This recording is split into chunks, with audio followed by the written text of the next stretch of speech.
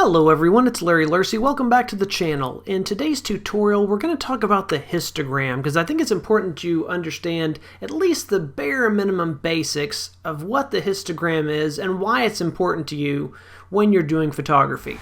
Before we get going, if you haven't done so already, please like the video and subscribe and click the little bell so you get notified of new content. But back to the video.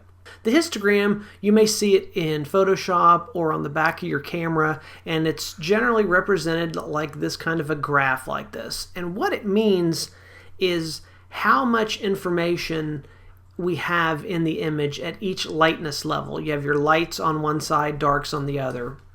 If we bring up this image here and we look at the histogram, you can see from looking at the image that there really isn't anything super bright in the image. There's no blown out whites, nothing really light. Most of this image is dark, dark hair, dark shadows, the skin tones, and even that she's a little more on the tan side. So this image has some stuff along here, but the bulk of it is here in the lower registers, which kind of makes sense because we've got this dark gray background. And so the histogram reflects that. If we go to the other end of the spectrum, here is a really high key image, and you will see here all our information is bunched up here near the top. It's almost all high. There's very little information that's at the low end. So there's very few dark pixels, a whole bunch of light pixels. In the middle are your gray. So that's what that means. So you can tell by looking at a histogram whether you've got mostly a low key image or a high key image. One extreme would be something like this, where I've got a box filled with white and black. And if we look here at our histogram, you'll see all the pixels are falling into either here. There's a ton of dark pixels and a lot of white. And you'll notice that the black goes higher up than this one. And you can see that there's more black than white on this one. They're not exactly cut down the middle. So, you can imagine having imaginary numbers going up the side of how many there are of those pixels. And the higher that bar goes, the more there are. The farther to the right, the brighter they are. And why this helps us is you want to make sure that in general things are staying in the middle and not going off either side. This far side is absolute white. This side absolute black. If you go beyond that, we lose all detail and things are blown out. And in Photoshop, here's where you will see that is under Image Adjust Levels. And it will bring up this pretty much same looking thing here. And you can see that we're kind of starting to taper out here, but we've got a little space before that goes off the top. This part here is going off the edge, but a lot of that is our dark background or just black shadow that we're not as worried about in a low-key image like this. And so the way you'll use this on the back of your camera is you can trust this more than you can trust the image. You take a picture and you look at the preview and it may look like it's exposed perfectly, but that could be affected by how much light is hitting your camera, or if you're in a bright area trying to view the little screen. Things like that. The histogram will not lie to you. It will show you if you've got things underexposed or overexposed and allow you to adjust your exposure accordingly. If everything is off the end here, you know it's too dark and you need to lighten up your exposure a little bit, and vice versa.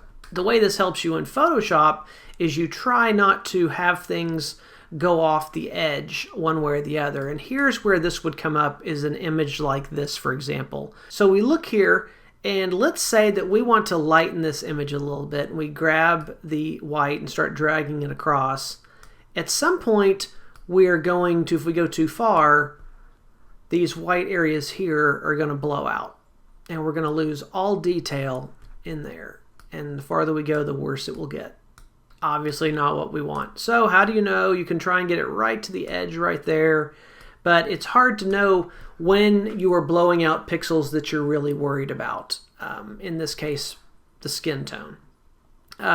For example, down here, you've got this bright little highlight on the nail. You're not as worried if you lose that detail, but you don't want this blowing out. So one of the tricks you can do is when you're dragging over here, if you'll grab the Option key or Alt on the PC, then as we drag this across, it goes to black, But as soon as we start having trouble with areas, they turn red like that. And so we dial it back until that disappears.